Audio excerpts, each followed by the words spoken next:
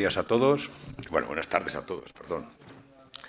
Pues nada, lo primero que quiero es daros la bienvenida a este magnífico lugar y a un motivo que siempre, pues, para la alegría de los que nos dedicamos por el mundo académico, pues un nuevo libro que han escrito los que ya conocéis aquí, María José y José Vicente. Bueno, me toca a mí pues hablar un poco del libro y de los compañeros. Lo primero que quiero decir, les quiero felicitar públicamente por este trabajo que han hecho. Es un trabajo muy riguroso.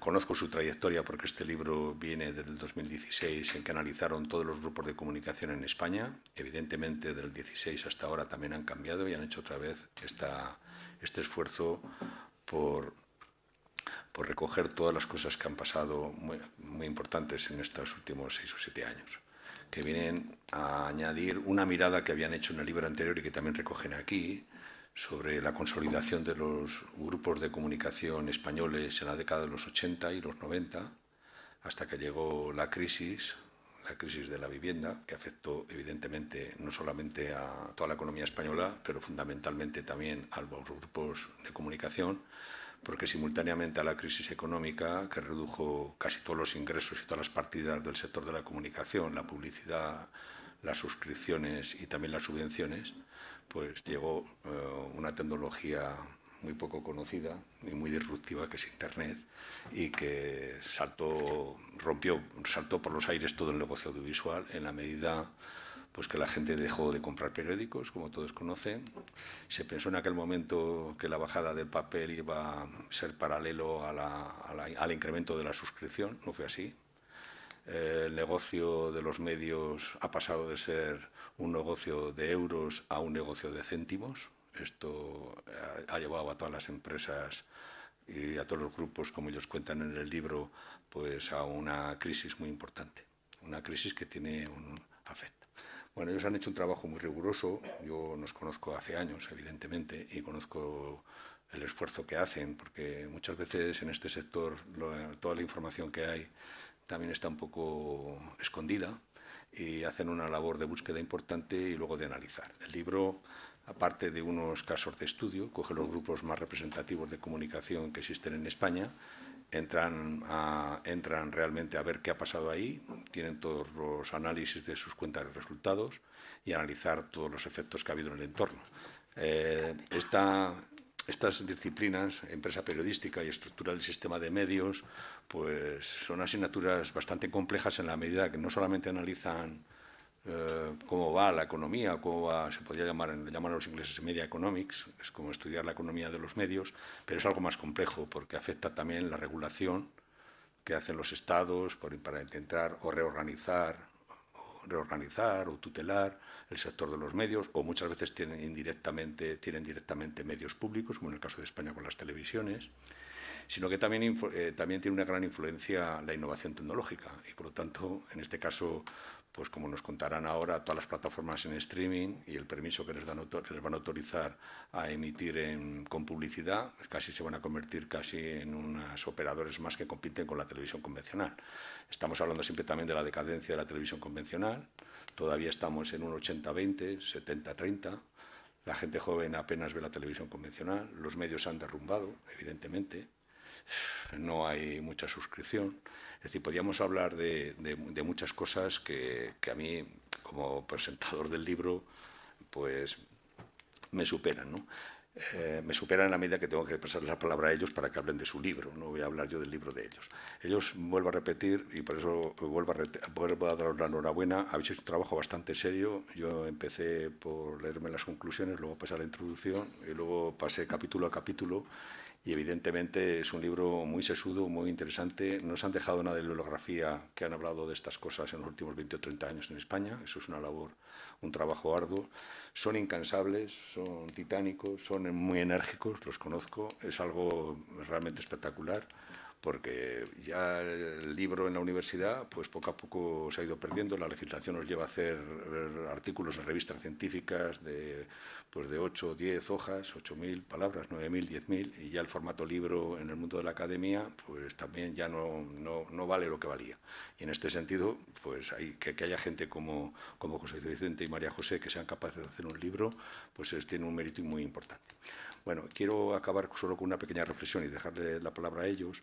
Este tema creo que es muy importante porque lo que ha pasado pues va a tener unas repercusiones de lo que puede pasar. Y esta reflexión hay que hacerlo, es decir, de cómo se reequilibren los grupos de comunicación de cara al futuro, pues tiene una influencia muy clara en nuestra calidad democrática. Y esto no es fácil, porque tenemos encima ahora todo el tema de la inteligencia artificial y la reconfiguración de todos los que hay ahora. Ahora hay mucha gente ahí trabajando, muchas empresas, a eso me refiero. El sector audiovisual, como sabéis, trabaja y crea contenidos para todos los operadores, pero como también los periódicos como tal también se han convertido en plataformas de distribución de todo tipo de contenidos, pues no sabemos muy bien hacia dónde van a ir todas las cosas. Por lo tanto, ahí conviven empresas públicas y privadas, implican grupos, las dinámicas económicas tienden hacia la concentración, el público es bastante poco fiable, es decir, cambia, ya no es un público fiel, sino que busca un entretenimiento muy rápido, muy pasar por encima. Entonces, Vicente, evidentemente, va a donde va la gente, pero la publicidad va a donde está la gente. Y entonces cada vez tenemos más dispositivos y más cacharritos y más plataformas para poder jugar. Ahí nos encontramos contenidos de toda la naturaleza y ahí está la publicidad y la suscripción como fuentes fundamentales de financiación. Pero esto va a evolucionar. Habrá grupos que desaparezcan, habrá grupos nuevos que aparecen. Ellos hacen una reflexión también muy interesante sobre este tema, pero lo quería poner en valor porque de cara al futuro lo que nos jugamos va a ser nuestra calidad democrática. Que haya un equilibrio, que haya una diversidad, que haya un pluralismo, que haya una competencia entre todos los operadores, una sana competencia entre todos los operadores, que no haya mucha concentración, que no haya un grupo dominante. Hay que tener en cuenta todo lo que nos viene de fuera, es decir, los grupos multimedia que están trabajando con plataformas internacionales poderosísimas.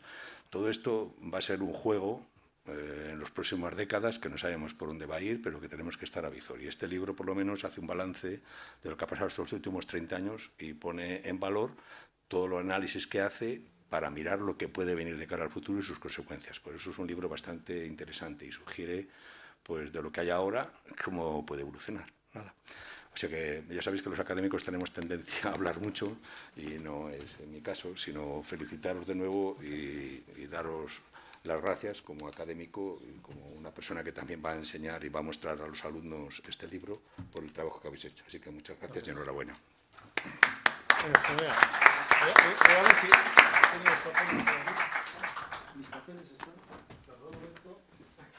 Estas son las cosas de José Vicente. Es que como no quiero seguir el guión, tenía aquí los papeles, pero voy a seguir.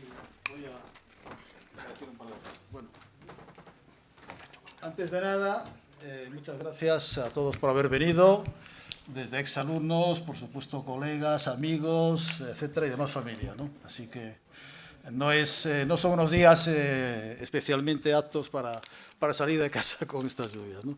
En segundo lugar, darle, bueno, pues también las gracias a la Fundación Universitaria Española. Yo vengo aquí con cierta frecuencia a presentaciones de libros, sobre todo de amigos, y de luego es de los pocos espacios ya acogedores que quedan aquí en Madrid, ¿no? Así que gracias a profesor Javier Huertas y a la coordinadora Masa Ken, ¿no? Y también a la gente que está aquí también llevando toda la parte técnica, ¿no? Bueno, de José María Álvarez Monzoncillo, simplemente decir que fue mi director de tesis. Yo le tuve que sufrir allí en la Rey Juan Carlos, todavía estaba ya en mi vida corporativa, entonces cogía el metro en nuevos ministerios y me iba directamente en un recorrido de 55 minutos en metro, el Metro Sur, allí al hospital hasta el Hospital Fuenlabrada, Metro Hospital Fuenlabrada, a verle, ¿no? Y bueno, y sí, como veis, seguimos siendo amigos, bastante colegas, y seguimos aguantándonos a pesar de los años, ¿no? ¿Sí? Bueno, con María José, a quien conozco hace más o menos 15 años, pues qué decir de María José directamente, ¿no? Yo creo que cuando nos vimos, hombre, no es que surgiera un flechazo así en la parte sentimental, fue algo más, sí, más lento, Pero vimos que inmediatamente que nos compenetrábamos muy bien y que además, sobre todo, nos complementábamos. Que eso era... Ella es una persona bastante rigurosa, bastante seria, es una manchega seria, y yo a veces soy todo lo contrario. Entonces yo creo que esa combinación Eres un gallego entretenido. ha cuajado bien, que para ser gallego ya es mucho. Y ella manchega. Directamente. Bien, ¿por qué este empeño de presentar este libro? Bueno, la verdad es que llevamos más de 15 años estudiando el sistema de medios español. Somos una especie de rara avis en la universidad, porque la universidad ahora lo único que se dedica a la gente pues, son aquellas cuestiones que están de moda, ¿no? Es decir, que de repente ya todos saben de inteligencia artificial.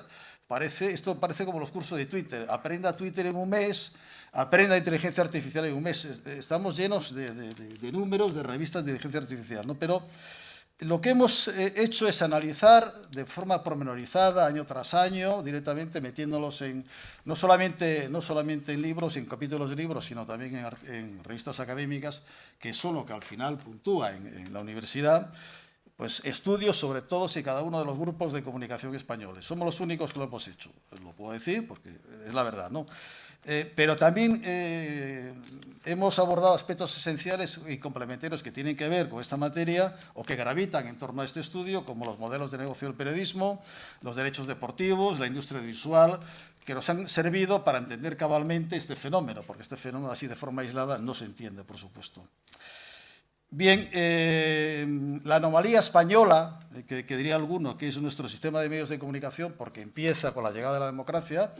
Por ejemplo, cuando el grupo Springer alemán, que es el mayor grupo europeo, había nacido ya a finales del siglo XIX, bueno, el grupo Springer llevaba ya 80 años cuando empiezan a despuntar en España los grandes grupos de comunicación, que son fruto además de la llegada de la irrupción de la televisión privada, como sabéis, en el año 89, que empieza después de 1990. Pero hasta ese momento no se puede hablar de grupos de comunicación españoles. Bien, nuestra hipótesis de partida es que después de cerrarse un ciclo de desarrollo de nuestros grupos hasta el bienio 2014-2015, que es cuando empieza ya a recuperarse la economía española después de la crisis económica de 2008-2009, pues a partir de esta época empieza, por así decirlo, una década de etapa crepuscular y de fin de ciclo de todos estos grupos, con reducciones de hasta el 50% más. Si lo midiéramos en euros constantes, serían hasta el 65-70% en algunos casos, y sus cifras de negocio. O lo que es lo mismo, si perteneciesen a otro sector diferente directamente al que nos ocupa, pues, se encontrarían en una situación de default o de quiebra técnica y serían absorbidos por las entidades financieras que les hubieran prestado dinero, ¿no? Como siempre suele ocurrir en la parte del periodismo, siempre hay alguien dispuesto a salvar a cualquiera de estos grupos. Y, por lo tanto, los directores, los consejeros, los propietarios lo saben y juegan con eso, ¿no? En cualquier caso, y según nuestra hipótesis de trabajo que avanzamos aquí, y no sé si es muy novedosa o no, que yo tampoco la he visto en demasiados sitios, estos grupos van a ser sustituidos muy pronto por plataformas de contenidos. De nuevo, la tecnología pasa a primer plano, que agruparán lo que hoy son contenidos periodísticos, pero con un gran componente audiovisual, también, como decía aquí el profesor Álvaro Monzoncillo. Es decir, podcast, todo tipo de programas radiofónicos, así como programas propios de la televisión lineal e incluso plataformas de streaming, ¿no? A la pregunta que nos atrevemos a hacer de quién dominará estas nuevas plataformas, la respuesta parece clara. Y después de la toma de posición de Trump, todavía mucho más clara. Los grandes grupos gigantes de Internet, lo que antes eran los denominados GAFAM, que acabarán extendiendo su poderío también sobre la última parcela en la que solo ejercían un dominio parcial. Es decir, todavía no han comprado Disney, ni Netflix, pero lo comprarán, no preocuparos. Y que además son los únicos que cuentan con dos elementos fundamentales para llevarlo a cabo. Primero, tienen una poderosa tecnología, la mejor y la mayor de todas, y en segundo lugar, y esto es muy importante, tienen la tesorería suficiente como para abordar la compra de cualquier proyecto. Es decir, Apple debe estar en torno a los 350.000 millones directamente de dólares en tesorería. Bueno, hay algo evidente, ya que Trump en su anterior mandato ya habló con ellos y les dijo que si quería repatriar ese dinero de fuera de Estados Unidos, que sería generoso hablando fiscalmente con ellos, ¿no? Bueno, yo creo que como todos estaban allí en la toma de posesión haciendo el rendezvous, que algo querrán sacar. Es decir, esta gente no pierde el tiempo, evidentemente, ¿no? Bien, a la siguiente pregunta, ¿qué va a ocurrir con los medios españoles en esta nueva etapa? La respuesta no la tenemos tan clara. Como grupos de comunicación, creemos que ese soporte de grupos de comunicación que les daba anclaje va a desaparecer, aunque algunas de las unidades de negocio podrán sobrevivir. Es decir, creemos que siempre habrá alguien dispuesto a comprar el mayor diario de prensa referencia, el mayor diario de prensa económica o el diario deportivo de más difusión. También algunas de las grandes televisiones generalistas que siguen ganando dinero, son las únicas. Solo que al final van a tener que pasar previamente por un filtraje y adaptarse a las características de estas plataformas, ¿no? A la pregunta también de si los medios españoles que llegan a surgir van a ejercer un papel subsidiario, serán meramente mano de obra barata para las grandes compañías de Internet, no tenemos una respuesta definitiva. Va a depender seguramente de las alianzas estratégicas que pongan en marcha, de la calidad de sus procesos y de la bondad de los contenidos. Tres variables en que, bueno, quien conozca muy bien esta industria sabrá que los grupos españoles cojean todavía un poco hoy día, ¿no? Pero en esta época de grandes transformaciones digitales, lo que ya se atisban son algunos procesos que parecen ser concluyentes en otros países. José María, hablando con él ayer o anteayer, me decía que no él no lo veía, pero es que él es poco creyente, entonces no me extraña que no lo vea. Él parece más gallego que yo, siempre duda de todo, ¿no? Y yo le he dado cifras de Reino Unido. Las plataformas de streaming en el ejercicio 2024 del año pasado, fundamentalmente Netflix y Amazon Prime, han facturado sin grandes esfuerzos, sin tener un gran plan preconcebido, una cantidad superior a las 1.000 millones de libras en publicidad. Y además le han arrebatado a la televisión generalista más de un 10% de su cuota publicitaria. Es decir, lo que ya algunos ya preveíamos hace tiempo es que han entrado en el core de negocio de las televisiones generalistas por un lado y también de las televisiones de pago por otro, para socavar precisamente el modelo de negocio de ambas, que son la publicidad y las retransmisiones en directo. El directo se lo han quitado, como veis ahí Amazon, pues hasta hace retransmisiones de partido de la Champions. Todo eso va a desaparecer de las televisiones de pago y pasarán los grandes grupos de Internet a manejarlos, según nuestro criterio. El borrado de fronteras, en este sentido, es también otra característica fundamental de la transformación digital, y los grandes grupos de Internet han penetrado en todo este negocio para arrebatárselo. Así que el futuro de las grandes plataformas en estos momentos de Internet, de las grandes plataformas de televisión y de pago peligra, y por lo tanto peligran los grupos que están detrás de estas televisiones. Fundamentalmente en España serán A3 Media y, por supuesto, Mediaset de España. No hablamos en el libro de la televisión pública porque la televisión pública no tiene ningún problema. Te endeudas más y ya está. Eso no, en este momento 340 millones, pero ahí no hay ningún problema, ¿no? Las transformaciones son enormes. Entonces, puedes poner el triángulo ahí de tecnología. Hay un triángulo ahí que solemos utilizar bastante, primero porque es original, ¿no? Y en segundo lugar porque creemos que define perfectamente cómo está la comunicación actual, que es ese triángulo virtuoso o circuito virtuoso de las nuevas empresas de contenidos. Por una parte, la parte más importante es la tecnología. Sin la tecnología el streaming no existiría y no existirían las grandes transmisiones directamente de una parte a otra del mundo. La información sería otra cosa distinta, como nos acordamos algunos que íbamos con teléfonos de estos de gran distancia, o que incluso en su día llevamos para la ruta Quetzal el satélite, el Ispasat, directamente con ingeniero manejado, y aquello ya fue un desfase, porque aquello era, no sé, como pasar de la edad de piedra directamente a la edad media, ¿no? Pero la tecnología sigue siendo la parte fundamental. La otra parte que es relevante después de la tecnología es la creación de contenido original. Si no es original no vale para nada. Si esto de las películas de los años 50, 60, series que no existían, no mueve masas. Y la tercera parte, que es la parte más moderna, es donde siempre decimos que nuestros estudiantes podrían tener acogida, buena acogida ahí, es el branding, la creación de marca, o como queráis llamar, el marketing o el marketing digital, aunque las universidades como siempre van un poco más retrasadas que directamente que lo que es la realidad, y todavía estamos en las universidades sin publicidad. Han hecho una asignatura ahora que se llama publicidad. Bueno, ya todo es marketing digital. Lo siento, sí, pero es que las cosas son de esa manera, ¿no? La creación de contenidos, que creíamos también hace poco tiempo que iba a dar paso a la tecnología, o que iba a superar la tecnología, porque la tecnología que iba a convertirse en una commodity, pues ya dudamos de esa aseveración, porque parece que la commodity va a ser esa creación de contenido. No hay nada más que ver Netflix, y cuando veamos Netflix, bueno, pues vemos que esta mercancía es fácil de replicar, siempre hacen las mismas películas de la misma manera, y lo único que pretende, su único objetivo es surtir de una cena de hamburguesas o sándwiches a su audiencia todas las noches. Por lo tanto, ahí no hay ningún tipo de misterio ni de creatividad.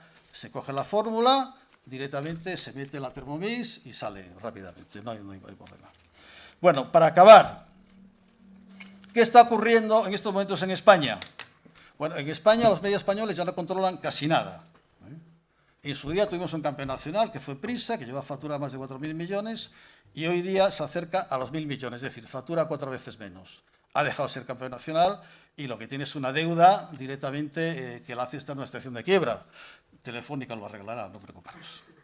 También hemos tenido un grupo muy aceptable como Vocento, en los años 90, una empresa como Telefónica, que en el libro ponemos, o casi ponemos, que no saben muy bien qué quieren ser cuando sean mayores. Entonces, quieren ser agregador de contenidos, quieren tener ahí televisión de pago, no saben muy bien qué se va a hacer.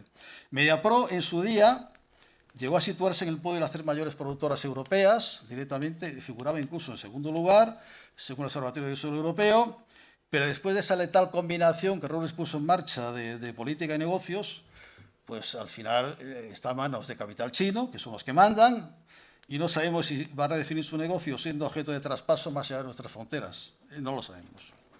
Bien, nos encontramos, por tanto, ante el pasado una ilusión, como diría François Furet, en algo que ya no volverá, un mundo nuevo que atisbamos a ver algunas cosas, en el libro lo contamos, sobre todo en el prólogo y en las conclusiones, ¿no? Y bueno, yo creo que lo peor es que en esta época de España, donde todos los grandes temas se quieren desdibujar o desenfocar, no va a ser fácil llevar un debate sosegado para buscar soluciones a este entramado, ¿no? Pero nos preocupa ahí, y además teníamos ahí también gráficos que muestran la pobre digitalización de la mayor parte de los españoles, pero sobre todo de las televisiones. Es que las televisiones están en otra edad. Es decir, todavía Prisa y El Mundo tienen una digitalización del 35 o 40%, pero si te vas a las televisiones, a 3 Media, Mediaset, es que eso no llega ni siquiera al 10%. Es decir, ¿pero qué futuro les espera, no? Es decir, ¿qué están haciendo? ¿Quién piensa allí?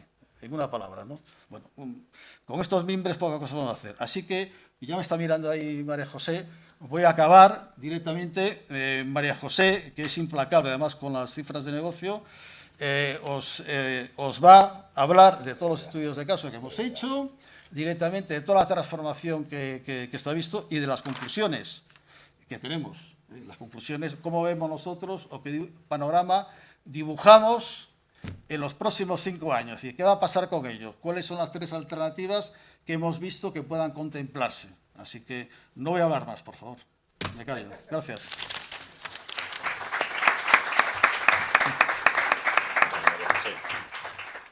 Buenas tardes, lo primero. Y es un verdadero placer estar aquí por muchas cosas. Por lo que toca en el libro, por lo que toca en lo académico, pero también por lo que toca en personal. En lo personal, que es lo que se lleva ahí muy dentro y los que tenemos raíces manchegas, como que somos muy del terreno, muy de la tierra, y calatravos, que mezclamos creencia y armadura, lo llevamos en la sangre. Así que el día de hoy es especialmente importante para mí por muchas razones. Por lo académico y también por lo personal. Por lo académico porque, claro, compartiendo mesa con 2 referentes, pues ¿qué voy a decir yo? Cualquier cosa que voy a decir está bueno, desdibujada y en un plano secundario. Pero bueno, intentaré contarles un poquito cómo se hizo este libro, es decir, digamos lo que hay detrás de este libro y también las cifras que manejábamos en el sentido más, pues eso, más resumido posible. También agradecidos indudablemente a la casa que nos acoge, creo que es un entorno excepcional para un acto como este. Decía José Vicente que pretendíamos llevar a cabo el análisis, la reflexión más bien del pasado de una ilusión y además hacer prospectiva. La prospectiva la han hecho, así que yo me quedo con ese análisis que estuvimos desarrollando durante unos cuantos meses en los cuales ya ven la tendencia. José Vicente establece y luego María José busca, analiza y perfecciona. Perfecciona no el mensaje, sino los datos que avalen lo que José Vicente está analizando. Y entre los dos, como decía al principio, nos solemos llevar bien. ¿En qué hemos puesto el foco? Pues hemos puesto el foco en los grandes grupos de comunicación españoles, desde la llegada de la democracia y en qué situación se encuentran hoy en día. Sí que es verdad que hemos pasado por conceptos importantes desde el punto de vista académico, desde el punto de vista de estudio de la gestión de los medios, y hemos hablado de oligopolio mutante, de duopolio televisivo, de oligopolio imperfecto, y nos quedaba ¿qué pasa ahora? ¿Qué pasa? ¿Qué imprecisión térmica o qué término nos llevaba, qué denominación podíamos adoptar para esta nueva situación? Hablábamos de plataformas, José Vicente ha establecido algunos de los términos que utilizábamos, pero sí que estábamos viendo que a medida que estos 30 años han pasado, en los medios de comunicación y sus empresas, su entorno, ha ido también modificando sustancialmente la nomenclatura con las cuales se estaban denominando a estos medios y su entorno. No les voy a hablar de este círculo que José Vicente ha explicado perfectamente, pero sí que me gustaría centrarme en cuáles han sido los principales actores que utilizamos en este análisis. Hemos hablado de grupos de comunicación, de empresas de Internet, de operadores de telecomunicaciones y de otros negocios conexos. Pensando sobre todo en que es tan poliédrico este sector de los medios de comunicación en España y en el entorno, el libro está centrado, por supuesto, en nuestro país, pero también en el entorno, que necesitábamos tener como ejes que nos permitiesen un estudio, unos conceptos, un planteamiento tanto formal como material, un concepto que nuestro maestro nos inculcó de una manera muy profunda, para trabajar sobre estos grupos de comunicación. Como les decía, grupos de comunicación, pero no solamente estos, sino empresas de Internet, operadores de telecomunicaciones y buscando sobre todo el control de la producción de los contenidos. Es decir, esa es nuestra mirada. También, insisto, pasando por estos 30 años que estábamos aludiendo desde el principio. Nuestra hipótesis fundamental, como ha dicho José Vicente, tras el final de la crisis económica del 2016, la información se ha diversificado, los grandes grupos de comunicación ya no son lo que durante años fueron y ha sido desplazado por plataformas, por nuevos medios y por redes sociales. Claro, trabajar sobre todos estos conceptos y además darles un enfoque también teórico implica, pues eso, un análisis profundo y un romper con todas las barreras, incluso a la hora de trabajar. Es decir, pensar casi en 360. Es un agotamiento del modelo, del cual ya ha hablado José Vicente, y para analizarlo no nos quedaba solo en pensar en lo teórico, sino que además necesitábamos aludir a cómo hemos estructurado este libro, cómo hemos trabajado este libro. Había dos partes claramente diferenciadas. Una primera parte que abordaba la evolución de los medios españoles desde el año 1976 hasta la actualidad. Para eso nos fueron muy útiles los anuarios de Funcesco y de Z, y luego teníamos una segunda parte donde había que centrarnos en los grupos de comunicación. Para eso, y para tener, digamos, el bagaje más amplio posible de cuáles son esos grupos, dividimos estos grupos en dos: anclaje audiovisual y anclaje periodístico. No queremos decir con esto, y en el libro lo dejamos bien claro, que sean excluyentes, sino que teníamos que identificar desde un punto de vista analítico cuáles eran las claves que nos permitían introducirnos en cada uno de ellos a lo largo de todos estos años, y este libro, digamos, que es el cierre de todo ese análisis. Bueno, el cierre o la continuidad, no lo sé, espero que la continuidad. ¿Quién lo sabe? Anclaje audiovisual, Mediaset, A3 Media, Mediapro, Telefónica, Prisa. Anclaje periodístico, Unidad Editorial, Vocento, Z, Godó y EPI. Además, nos preocupaba mucho mirar también a los medios regionales y a los grupos de comunicación regionales, con una dimensión, obviamente, en objeto de negocio, con una dimensión en contabilidad, por supuesto, más pequeña, pero cuyo peso específico y cercanía con la ciudadanía, que es al fin y al cabo los medios de comunicación deben estar pegados a ellos, nos daban un interés y nos proponían una búsqueda de claves que deberíamos indagar. Con todo esto, avanzamos un poquito más y buscamos algunos datos clave que nos permiten conocer y analizar estos medios. Esto me llevaría casi una clase de la facultad a explicarlo. Esto es la evolución de la contratación publicitaria en medios convencionales, pero sí que, fuera de las cifras, sí que hay un dato que salta sobre lo demás. Hubo un mundo que ya no volverá. El mundo que tenemos, que ustedes ven a la izquierda, ese mundo ya no volverá. Aunque se produzcan cambios, aunque las plataformas, aunque los contenidos, aunque la variabilidad de esos contenidos en los medios den un giro completo en la naturaleza de los medios, la naturaleza misma, nunca mejor dicho, de estos ingresos por publicidad nunca volverán. Con lo cual, si nunca volverán, hay que buscar otra cosa. Continúo un poco más. Si vamos a datos un poco más técnicos, los datos de contratación publicitaria, como hemos dicho, no dejan lugar a dudas. La inversión publicitaria en diarios, en revistas, en dominicales, se ha desplazado mayormente a lo digital. Esos 3.469 millones de euros que en el año 2007 se consiguió para televisión, para publicidad en televisión, esto es impensable ahora mismo. Además, hay una amenaza mucho mayor. Se han desdibujado las fronteras. Decía antes José Vicente, y creo que es importante, que esas fronteras de los medios ya no están tan claras, ya no están, si alguna vez o algún momento estuvieron claras, ahora menos. Este dato es especialmente relevante, sobre todo porque estamos hablando de lo digital, pero ¿qué peso específico tiene lo digital dentro del sector de los medios de comunicación en nuestro país? Pues estamos hablando de cantidades que van al 35%, al 41% en el caso de Unidad Editorial, pero tenemos a Mediaset con un 4%. Este es el peso específico que tienen los ingresos de lo digital en nuestro país. Con lo cual, estamos bombardeados también desde el punto de vista de audiencia con lo digital, pero hasta qué punto esa dimensión se refleja luego en la cuenta de resultados. Con respecto a esto, precisamente algún dato, alguna conclusión, algún correlato. Lo del correlato, si me escuchase mi compañera y amiga Miriam, me diría, eso es muy tuyo, pues algún correlato, ahí van. Mientras que The Guardian, por ejemplo, tiene ingresos en digitales a un 70%, en España, como les he dicho, el que mayor tiene, estamos rondando el 40%, con lo cual la variación es sustancial. No me quiero detener en tanto detalle como pongo ahí, porque si no, alguien de la mesa me pegaría un codazo y me diría, calla. Así que vamos, que no sería José María, que iría más para allá. Ten cuidado con los riojanos. Como ponemos ahí, hay una debacle en la cuenta de resultados de los grupos, mientras que el duopolio televisivo sobrevive. Y nada más fácil de entender con esta polémica absoluta que se está viviendo con contenidos en prime time y en prime space a lo largo de tanto televisión lineal.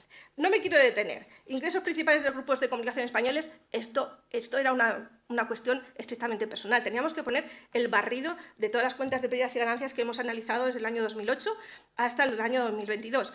Y esto, en realidad, si nos paramos a analizarlo con mayor detenimiento, nos dibuja cómo está la dimensión real de los medios. En clase les suelo decir a los alumnos, ¿creéis que los medios de comunicación españoles son tan importantes?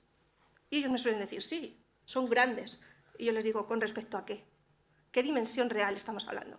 Si estamos hablando de comparado con Disney, pues obviamente no. Pero sí que tienen peso y trascendencia. Pero bueno, aparte de las cuestiones más técnicas, más académicas, esto está puesto ahí para que vean y se puedan hacer una idea de la panoplia de datos que hemos manejado en este libro a lo largo de estos meses que hemos estado trabajando, recopilando, analizando esos datos.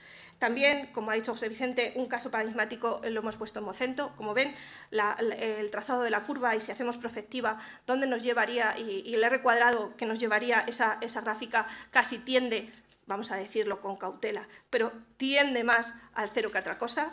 Y para no dilatarme muchísimo más, me gustaría abordar un poquito las conclusiones.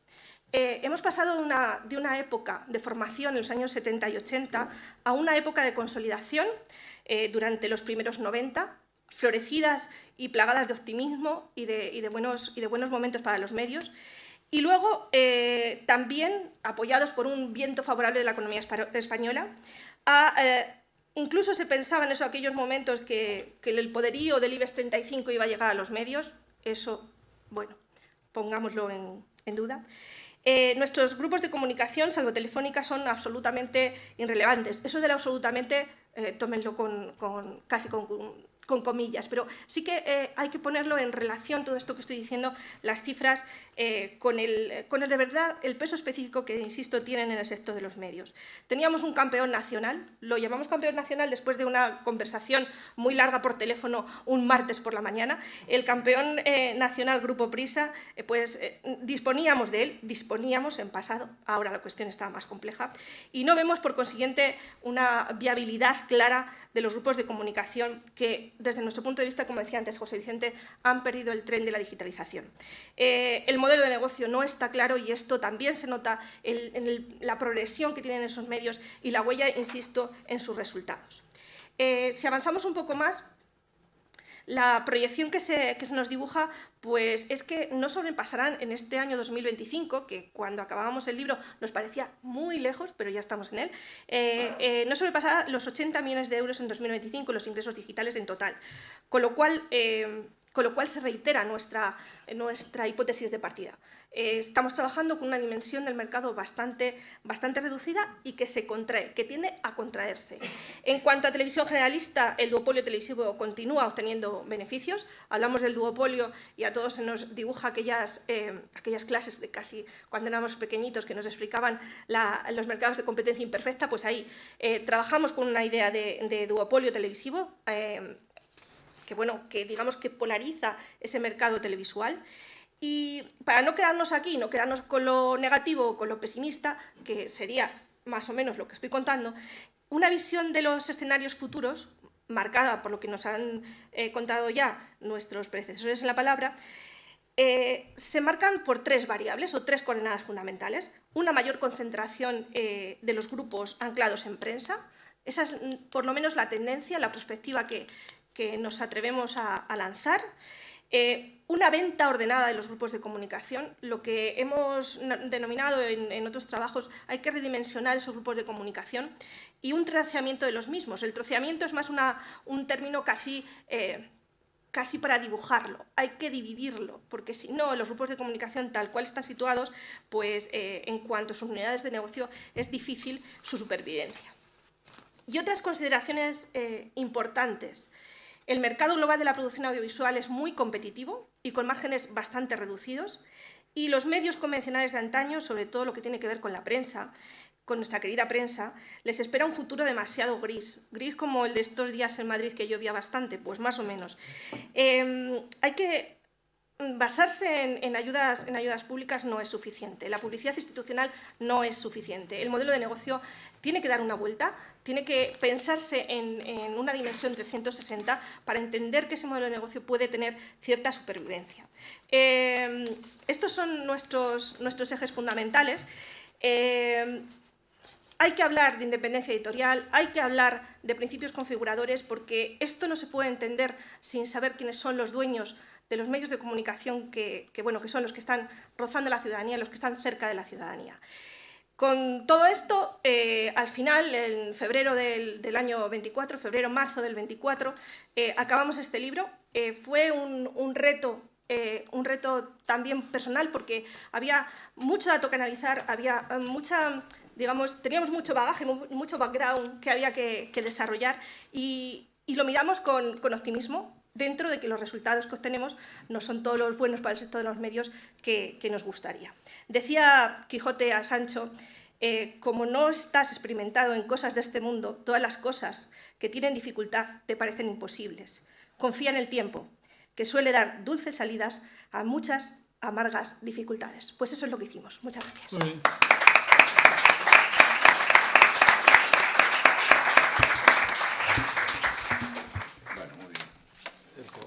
Enhorabuena a los dos otra vez por vuestro resumen. Pues ahora vamos a pasar a tener un pequeño debate sobre estos asuntos. Y tienen ustedes la palabra, si quieren plantear alguna cuestión a cualquiera de los autores. Venga. Sí, yo os quería plantear una pregunta, ¿no? Habéis comentado el papel que pueden acabar teniendo las grandes plataformas tecnológicas, ¿no? Entrando más de lleno en el negocio de los medios. He entendido que lo veíais más por la parte audiovisual, ¿no? Que la entrada sería a través de las plataformas de contenido, de streaming, y que esa podría ser un poco la vía. No sé qué papel veis a las grandes plataformas tecnológicas en la intermediación más del contenido de prensa, ¿no? De prensa digital. Y el papel de soluciones como Apple, que tiene una solución en algunos mercados, ¿no? En Estados Unidos, creo, en UK, que intermedia, en lugar de la suscripción directa a los medios de comunicación, que hace un poco de intermediario. No sé qué papel veis para las grandes plataformas tecnológicas, no solo en la parte audiovisual, sino como intermediarios o como proveedores también al final en la parte más de prensa o de contenido digital, no audiovisual. Bueno, Pablo Urbiola, que ha sido alumno nuestro y además un excelente alumno, al igual que Roberto Orduña, que está ahí también en Economía y Periodismo, que no sé por qué se la cargaron directamente, que era quizá de las mejores titulaciones que teníamos en su día, ¿no? no tiene una fácil respuesta. Yo, hemos tenido bastante conversaciones en particular. Vamos, probablemente la hipótesis, o una de las hipótesis que pueda ser verosímil, es que no va a haber una diferenciación entre ese tipo de contenidos. Es decir, la plataforma va a abarcarlo todo. Otra cosa es cómo se va a organizar y cómo se va a cobrar después por contenidos, lo que hoy llamamos contenidos periodísticos, es decir, cómo se va a monetizar esos contenidos periodísticos, cómo se van a monetizar los podcasts o cómo se van a monetizar dentro de la parte visual. No todo va a ser streaming o no todo va a ser películas, puede haber retransmisiones en directo, puede haber concursos, puede haber también programas absolutamente gratis, directamente. Va a llevar unos años organizar todo eso, ¿no? Lo que no cabe duda es de que las grandes plataformas van directamente a liderar toda esa parte. Durante muchos años, sobre todo la gente que nos dedicamos a estudiar los derechos de retransmisión deportiva, nos hemos hecho algunas preguntas, ¿no? Por ejemplo, la primera pregunta es, ¿por qué Google, que es el pionero en querer desarrollar retransmisiones deportivas y lo logra con el cricket en la India, que el cricket en la India al parecer es el deporte rey, pero empieza a modo de ensayo directamente con el cricket en la India, de repente cuando llega la oportunidad no se hace con los derechos de la Champions y se deja ahí. Y sin embargo después el que se mete es Amazon. E incluso Amazon en la Super Bowl tiene una presencia muy activa, ¿no? Bueno, ¿por qué nadie ha comprado Disney? Hasta el momento ha intentado comprarlo, Netflix. Y esas preguntas yo me las hacía todas las noches cuando me despertaba y decía, ¿por qué? A ver. Y no había una respuesta, absolutamente clara. Yo creo que la respuesta ahora, después de verles rodeando a Trump el otro día, es que lo van a hacer cuando les dé la gana, porque no tienen que recurrir a ningún crédito bancario. Es que Apple puede comprar lo que quiera, Microsoft puede comprar lo que quiera. Es que cada uno de ellos tiene 300, 400 mil millones en tesorería. Es decir, le haces un cheque a Netflix por valor directamente de 200.000 y ya está. Y Netflix mañana es tuyo. Siempre y cuando las autoridades de competencia norteamericanas lo permitan. Es decir, siempre y cuando Trump lo permita en estos momentos. Pero Trump está por esa labor, yo creo. Entonces, es lo único que se puede anticipar. Veremos. Lo bueno de este mundo a que nos dedicamos, es que, aparte que los libros se quedan rápidamente obsoletos, por eso nadie quiere meterse ahí en ese berenjenal, es que las cosas se ven enseguida. Es decir, yo en estructura, en igual que empresa, no nos aburrimos para nada. Yo le decía a los alumnos, es que cada 15 días tenéis una novedad. Es decir, esto no es historia de España que la da siempre de la misma manera, ¿no? Hay novedades y tienes que cambiar el temario continuamente, porque si no te acabas convirtiendo en un dinosaurio. Al cabo de 3 o 4 años, lo que enseñas ya no vale para nada, ¿no? Pero bueno. No sé. Bueno, ¿Quieres hablar? No, vale. Lo voy a intentar. Creo que el planteamiento también tiene que ver precisamente con la monetización. ¿Qué le pasa a los medios de comunicación cuando se enfrentan a tener contenidos que van a ser puestos a disposición de plataformas y que ellos no van a cobrar absolutamente nada en principio? Yo creo que la clave está ahí en la trazabilidad del contenido. Si se consigue los medios de comunicación, en lugar de pensar desde los grandes a los pequeños, vamos a hacerlo al revés. Vamos a pensar en los medios, en este caso nacionales o regionales, qué pasa con sus contenidos para llegar a monetizarlos en las grandes plataformas. Yo creo que la clave está en conseguir la trazabilidad de ese contenido. ¿Y eso cómo? Haciendo, mi propuesta, y lo digo aquí que estoy en confianza, es que se haga con tecnología serverless, por ejemplo, con tecnología blockchain. Es decir, que se consiga que los bloques, las cadenas de bloques de los datos, permitan conocer quién es la persona, o incluso la persona física, aquel que ha redactado esa información. De esa manera se conseguirá que la relación entre los medios de comunicación, en este caso periodísticos, que era por donde te iba tu pregunta, y las grandes plataformas tengan una cierta relación menos fagocitante, más simbiótica. Esa es mi propuesta. ¿Qué va a pasar con ellas? Yo creo que, como decía José Vicente, pueden hacer lo que quieran. Las grandes tienen el capital, sobre todo de tesorería, cash flow, para poder manejar esos medios como quieran. Espero que quieran poco. Gracias. ¿Alguna otra pregunta? Sí. Me voy a referir a la información, digamos, de opinión, o sea, política, digamos, lo que ha dicho el profesor sobre la importancia de la calidad democrática de la información, que vemos un empeoramiento pérdida de recursos y por la De calidad. de contratar buenos profesionales y dedicar medios y recursos. Pero a 10 años vista, digamos, o sea, yo tampoco veo yo el tema de las plataformas de Apple que va a comprar todas las, o sea, va a publicar contenidos de opinión política, de opinión científica, de opinión económica, de análisis, ¿no? No la parte, digamos, audiovisual, de películas, de series, etc., sino esa parte, digamos, que es la relevante para la calidad democrática.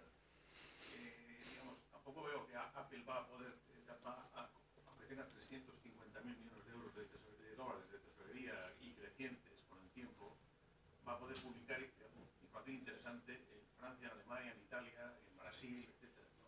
Porque eso requiere, digamos, una presencia local, nacional, y una capacidad de análisis que es difícil que incluso cuando uno opina sobre temas en Alemania no tiene información suficiente, es una información muy básica. Entonces, con esta información, con esta capacidad, con este contenido que vemos que se va prostituyendo con el tiempo, que cada vez hay menos análisis, cada vez la información es menos rigurosa, realmente hay una bajada, digamos, de nivel cada vez mayor. O sea, dentro de 10 años, ¿qué va a pasar, digamos? Porque, bueno, todas esas plataformas y tal, pero para no nos van a dar información. O sea, van a desaparecer, digamos, periódicos de referencia como el New York Times, como el Guardian, como el Time, como fue El País. Porque, claro, es lo que nos estoy diciendo, ¿no? Esto va a desaparecer, ¿no? Y entonces, bueno, pero Apple no lo va a sustituir. Con lo cual, bueno, pues el panorama que planteáis es bastante oscuro para tener opinión de lo que está ocurriendo, ¿verdad? Porque, digamos, ahora mismo, la transición verde, pues no es fácil encontrar, bueno, prácticamente no hay ningún artículo de posiciones que se publique en un periódico español. No sé si en otro periódico hay que ir a otras revistas, como Economist, como tal, para entender algo de lo que está ocurriendo, porque la realidad, por otro lado, la sociedad cada vez más compleja.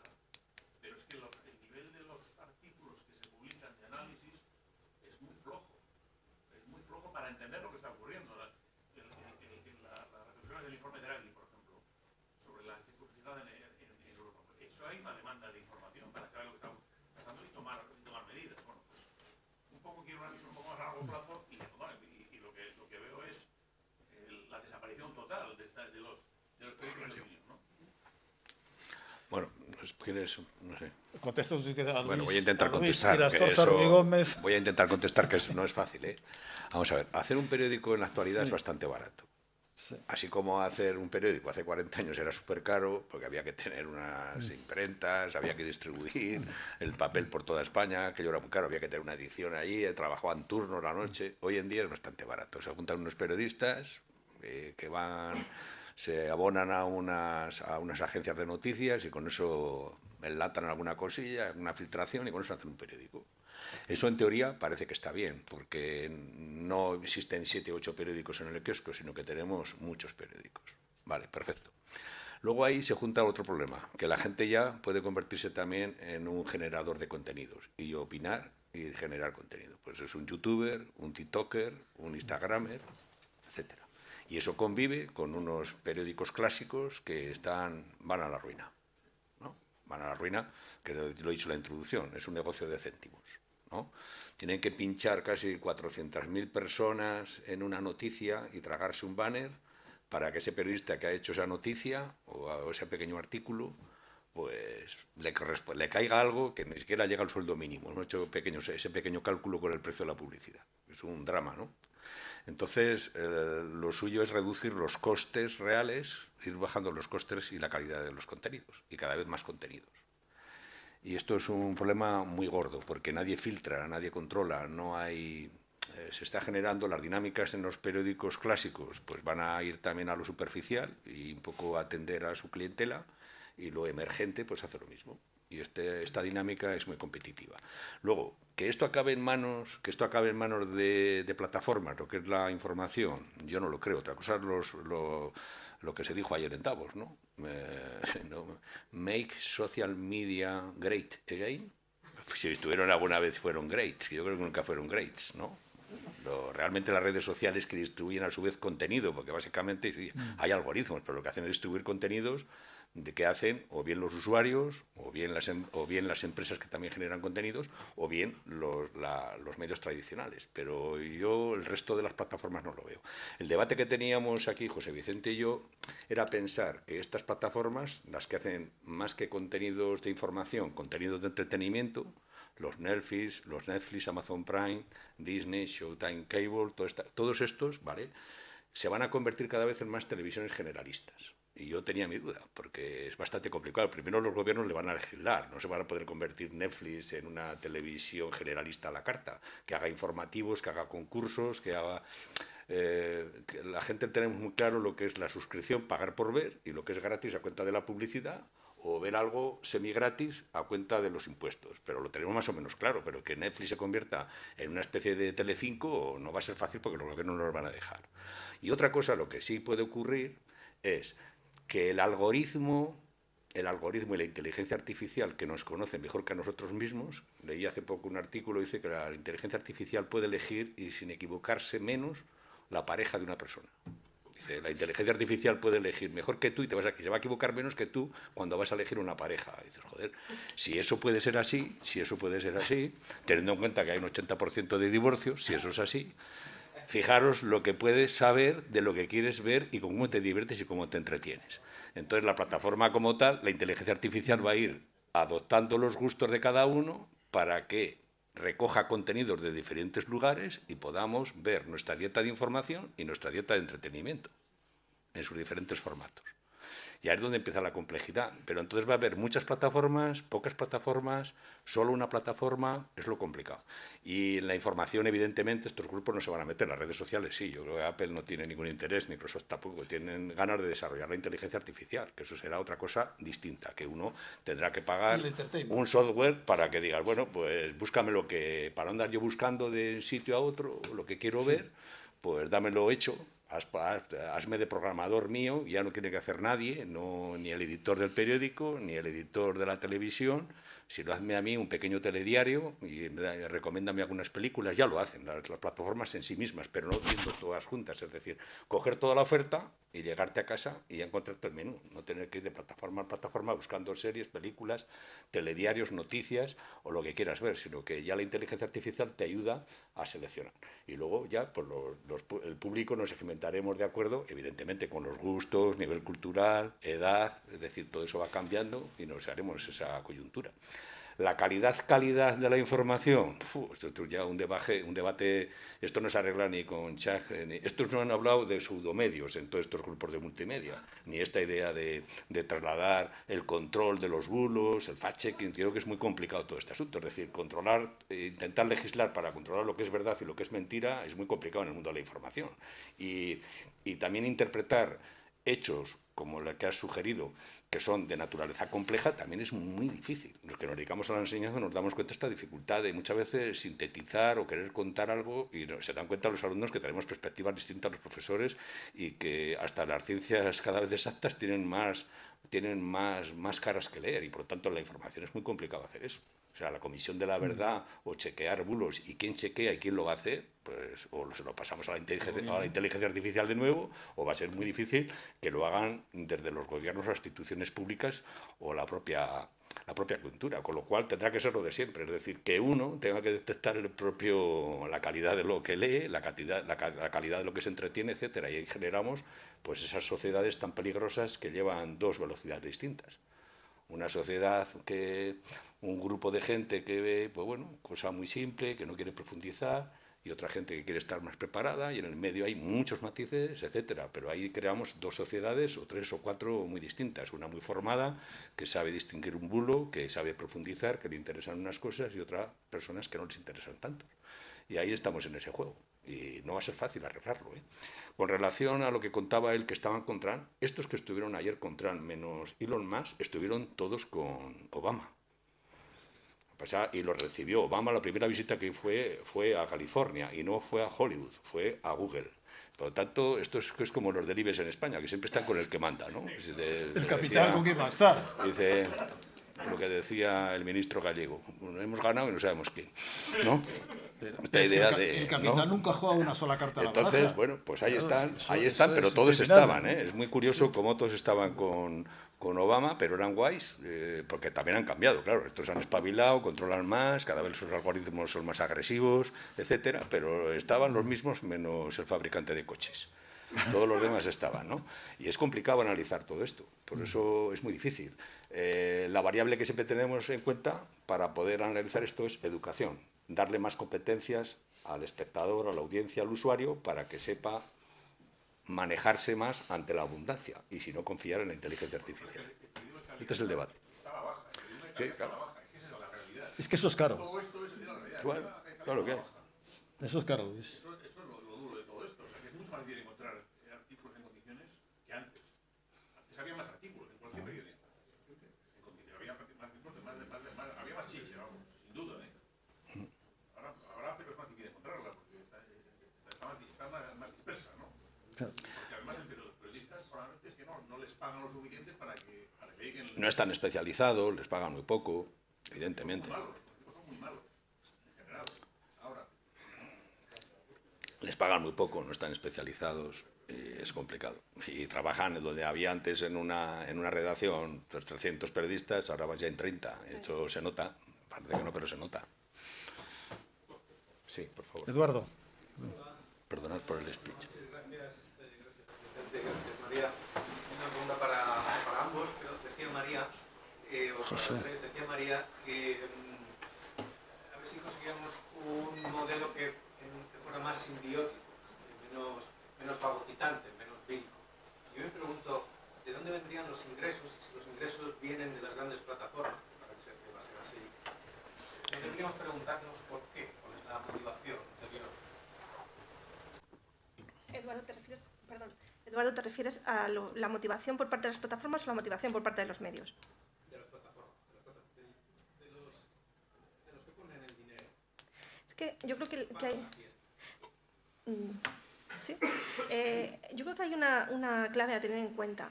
Es que no es una participación, o sea, no es una incorporación directa de esas plataformas o una injerencia directa de esas plataformas sobre los grupos de comunicación. Es que puede ser a través de participadas.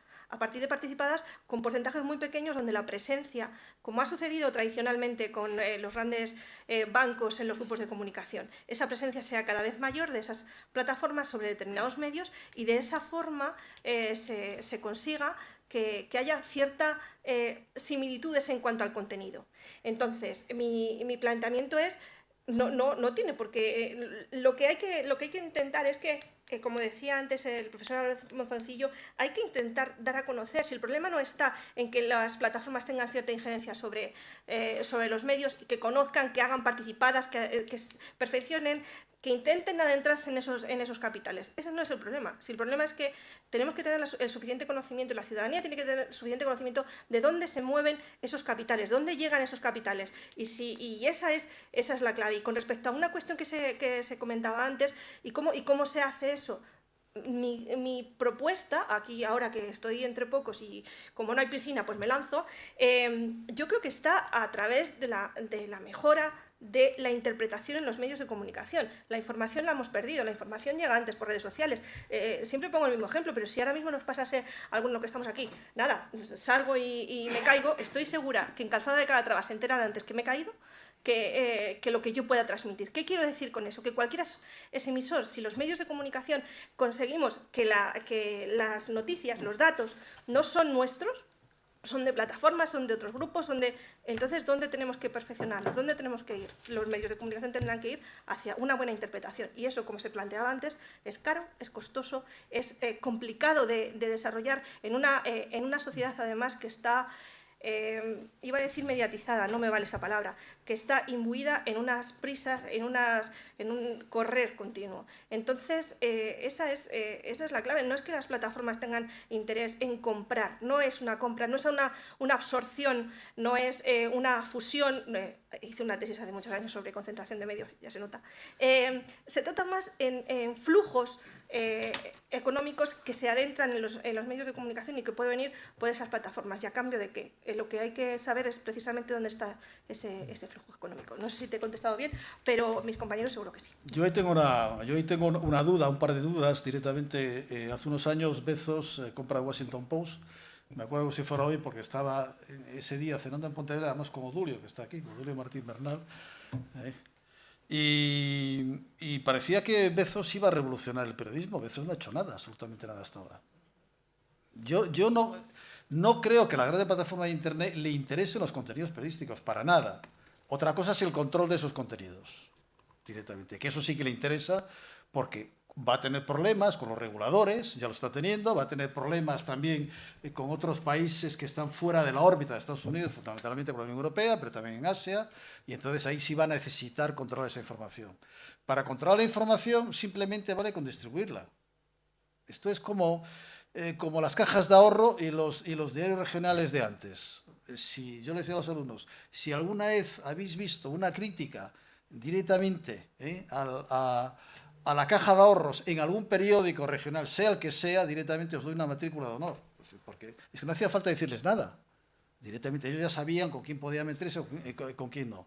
Bueno, puede que esos grandes grupos de Internet, aparte que les interese el entertainment directamente, porque ahí tienen muchos soportes para destruir ese entertainment, puede que alberguen directamente como plataforma esos contenidos y los distribuyan, sin más, y que desde fuera los produzcan. Yo también veo, bueno, que puede haber alianzas estratégicas directamente con una serie de diarios punteros en todo el mundo que no van a desaparecer. Pero, José Vicente, no cuentes lo que vamos a hacer a continuación, si no... Pero la bola de cristal, yo solamente la tengo en las clases, aquí no la he traído. La bola de cristal no está ahí.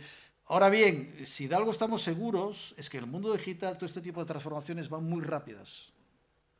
Es decir, como decíamos cuando trabajaba yo aquí en Internet, el corto plazo es un mes, el medio plazo son 6 meses, el largo plazo son 12 meses. Y quizá ahora esos plazos sean desorbitados, sean mucho menores, ¿no? Entonces, vamos a ver rápidamente, probablemente en un año, qué es lo que va a pasar, ¿no? O antes de un año.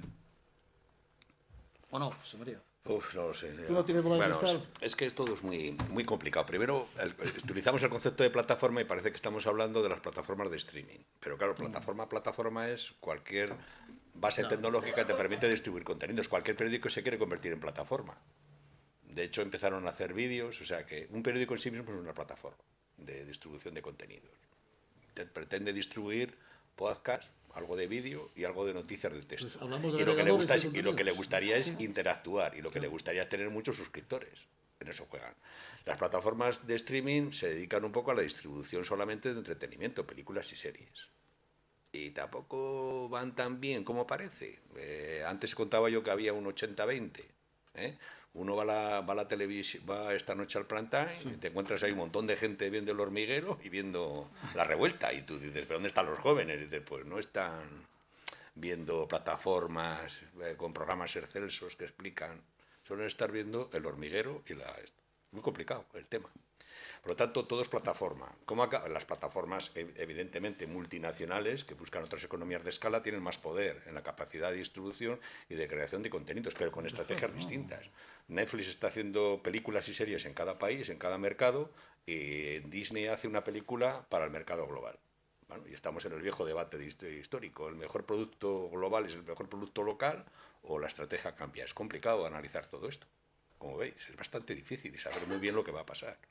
Lo que está muy claro es que los gobiernos también tienen que legislar para que esto no se vaya de las manos y van a querer controlar de una manera u otra la información, y yo me apuro también hasta el entretenimiento. Luego también hay otro, yo también muchas veces no me quiero alarmar mucho porque pienso que las cosas no son tan complejas, y hago la siguiente reflexión muy breve. ¿Qué ha cambiado más la sociedad? ¿Qué ha cambiado más la sociedad, la televisión o Internet? ¿Qué fue más rápido? Él acaba de decir que va todo muy rápido. ¿Qué fue más rápido, la televisión o Internet? La televisión en España, que apareció realmente en el año 61 y en 8 años ya tenía 92% de cobertura en España.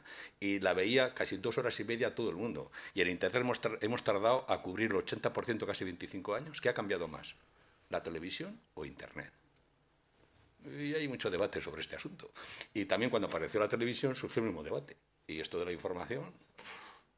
¿Quién va a ver este telediario en una caja y quién va a controlar esto?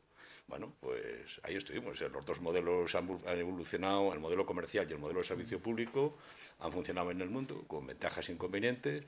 Acabó la desregulación, empezaron otros problemas de la competencia, acabaron también el oligopolio Y ahora hemos acabado pues, con distribución multinacional a una escala muy galopante, llevándose muchos dineros de desintermediación, pero también a otro poder importante, que es que los usuarios somos también creadores de contenido y que puedes distribuir lo que piensas en WhatsApp, en YouTube, en Instagram.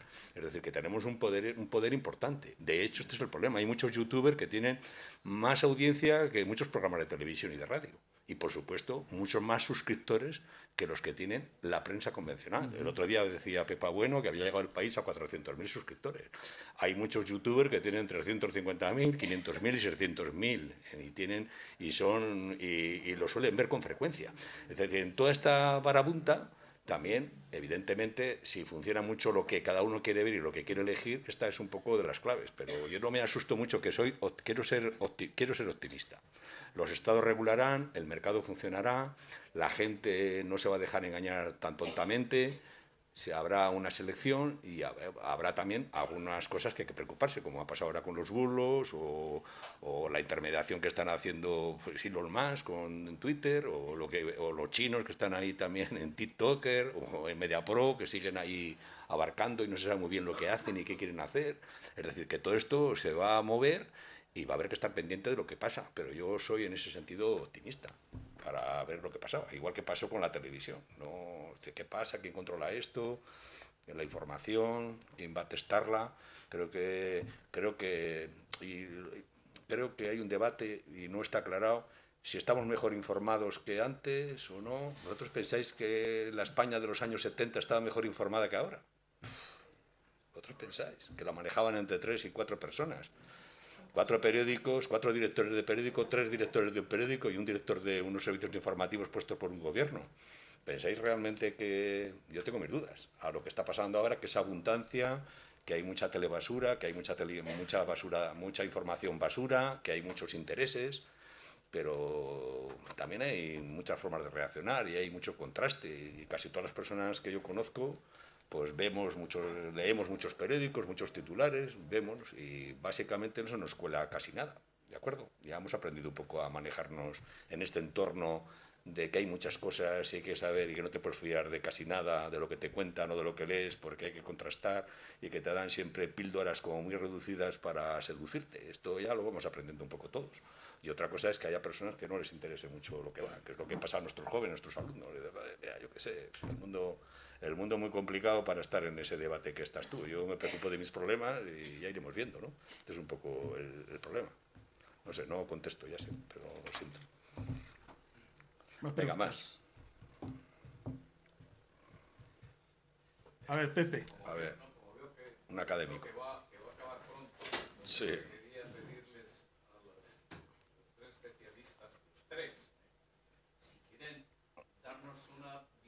Rápida de la actual circunstancia, de este nuevo mapa que se abre con Telefónica, como está tan aficionada a Telefónica a manejarse siempre con la comunicación, o sea, entraba en contenidos, salía de contenidos, entraba en el cable, salía del cable, pero siempre ha estado así. ¿Qué se dibuja ahora, desde vuestra perspectiva de expertos?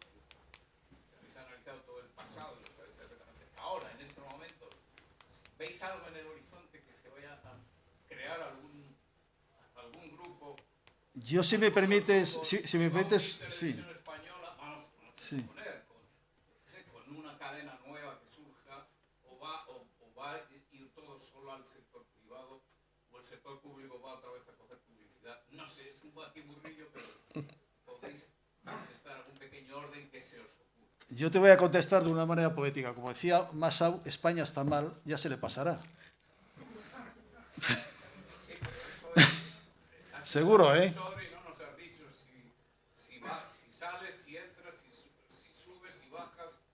Yo tengo la absoluta convicción. Es gallego. Yo tengo la absoluta convicción, por mojarme, que el gobierno va a conceder rápidamente una licencia de televisión al Grupo Prisa. Si no la ha concedido antes es porque decían que el Grupo Prisa, lo decían ellos, ¿no? Yo no estaba preparado todavía. Es decir, no había reunido el dinero suficiente para poner en marcha.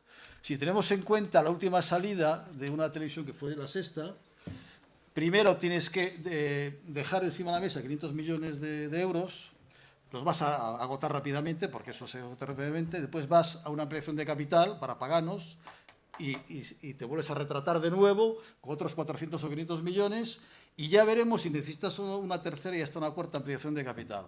Con una deuda de 950 millones, eso no hay cuerpo que lo resista directamente.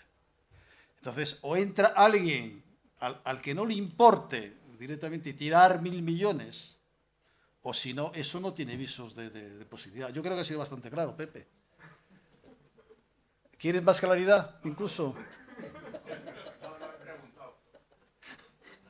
¿Quieres hablar? Bueno, brevemente. Voy por la misma línea. Sí. Una nueva licencia de televisión concedida al Grupo Prisa. Un planteamiento, un troceamiento de los grupos de comunicación que hay en la actualidad. Una cierta subida, poca, de los grupos regionales con tendencia a lo hiperlocal y una maximización, unos resultados de un intento de lo digital. Digo maximización, es decir, la búsqueda de una monetización de lo digital. Ese es más o menos mi planteamiento. Medios periodísticos o prensa tendiente a la interpretación. Esto no sé si es lo que va a ser o lo que me gustaría que fuese. Y ese es el planteamiento. Un hábito de consumo en jóvenes que está más cercano a TikTok, a influencer, etcétera, y una desafección hacia los medios más tradicionales. Ese es un poco mi planteamiento. No sé, Pepe, si he sido suficientemente concreta. Bueno, me toca también contestar a mí, no sé, es que no sé qué decirte. Vamos a ver. Primero, Mamoulian a la fuga, primer titular. 2, canal nuevo, pero no es una plataforma de 5 o 6 canales, pues es un canal nuevo que sea también minoritario, ya se verá lo que pase con este asunto. Dinero europeo de algún programa para salvar a todos los grupos de comunicación. Parece que es obvio y evidente. Tiene que haber algún programa europeo que llegue y ya está en marcha pues, para salvar a los medios de comunicación. ¿Cómo se hará? No lo sé. Habrá también normativa sobre la regulación europea para impedir muchas cosas, desde algoritmos hasta el control de los bulos. Pero con esto no va a ser suficiente. Yo creo que todavía van a aparecer más diversidad de la oferta, mayor, bien entendido, no solamente en periódicos, sino también más cabeceras de lo que llamábamos antiguamente periódicos, nuevas plataformas chiquititas, pero también con tiktokers, con youtubers, cada vez más complicado de controlar todo este tinglado. Y veo el futuro. Este es el futuro, los medios de comunicación públicos. No creo que otra vez Telefónica intente salvar a los medios. Telefónica intentará salvarse ya a sí misma, que vale la mitad de lo que valía hace unos años. Que se habla mucho, pero vale la mitad de lo que valía. Y así nos va. Es complicado, a ver, ¿sabes si salvar a los medios o no? Se podrán trocear, ¿no, Pepe? Yo no sé eso lo que va a pasar. Nadie lo sabe. Y además, Telefónica intenta salvar a los medios y cada vez que ha intentado salvar a los medios no le ha ido muy bien. O a un medio en concreto, ¿no? Ahí teníamos el caso, recuerdo todavía, Sogecable, Cablevisión, podemos recordar todo ese asunto. Eso va a ser complicado de hacer. Y también no hay una estrategia pública con este asunto. Es decir, así como se soñó hace unos años, tener una plataforma única española y pública, tipo Netflix o Amazon Prime. Y dice, pues sí, vamos nosotros a distribuir todo tipo de contenidos de habla hispana en todo el mundo. Es una suerte de canal 24 horas, pero más todas las series, más todo nuestro cine, más todo nuestro bagaje cultural, más toda nuestra información, nuestro punto de vista de todas las cosas, y lo lanzamos al mundo. Pero claro, eso cuesta mucho dinero, es muy difícil competir con eso, y es también un sueño que a lo mejor puede acabar cuajando, pero va a ser muy complicado ese asunto, de tener una gran distribuidora de contenidos, una gran, que puede, evidentemente será liderada por una empresa de telecomunicaciones, una gran empresa que es la que distribuye todo el contenido de un país, bajo ese, bueno, pues en muchos países lo han intentado, pero ya sabéis, es muy complejo inventarse esto y muy caro. Entonces, ¿te vas a volver a presentar a presidente de Radio Televisión Española? No, yo nunca me presenté, no quiero saber nada de eso. Ya estoy, ya no voy a escribir ni libros como haces tú. Queda tiempo para una pregunta, por las 8:30 cerran aquí. Venga. No hemos hablado de la radio, se supone porque no es objeto de cuestión, no está en el ojo de huracán. Pero vosotros ¿Creéis que tarde o temprano aumentará o Bueno, no sé? aquí hay gente de radio que sabe más que nosotros, pero bueno, eso. Venga, venga. No sé. Me lanzo yo. Venga, claro, claro. Catedráticos expertos en industria radiofónica en la sala, me lanzo yo. Venga, venga. Creo que la radio ha sido desde los estudios... Perdón, me comunican que tengo que darle al micro. Creo que la radio ha sido la menos tratada, pero también, si me permiten el adjetivo, la más libre a la hora de gestionarla. ¿Cuál es la perspectiva o cómo lo veo yo? Digamos, que un desarrollo del audio en España, siguiendo con las mismas líneas que están marcadas hasta ahora, yo creo que les ha funcionado, que les funciona, entre comillas, el modelo a las grandes cadenas de radio en nuestro país, y luego una difusión de contenido en audio en otros medios de comunicación. Esa es más o menos la visión que tengo. ¿Por qué no ha sido tratado? Ha sido tratado, en el libro se trata la radio, la industria de la radio, pero sí que es verdad que si no se toca, si lo que no se toca mejor funciona. La televisión está ultra legislada, la radio a veces se le deja apartados muy concretos en la legislación audiovisual, y creo que esto a lo largo de los años y de cara incluso al futuro le favorece. Ese desarrollo del audio a través de... Utilizo la palabra plataforma en el sentido de distribución. Creo que va a ser uno de sus puntos de desarrollo. Pero si nos estamos preguntando por las grandes cadenas de radio en nuestro país, yo les veo todavía cierto futuro. Así como la televisión tiene pues eso, unos problemas, sobre todo de deuda en algunos casos, de plataformización en el sentido más amplio de la palabra, la radio yo creo que encontró su modelo de negocio en la radio, sobre todo privada en nuestro país, y creo que sigue funcionando. Luego, experiencias nuevas y la difusión de contenido a través de audio, yo creo que se va a seguir trabajando en ello, se va a ir por esa vida. Pero vuelvo a insistir que yo aquí debería bajarme de este asiento ahora mismo, y quien me está mirando y se sonríe, súbese aquí. Gracias. Manuel. Damos una última, o ya, bueno, vamos a dejarlo, yo creo que ya son ahora. Un aplauso para los autores del libro, ¿vale? Gracias.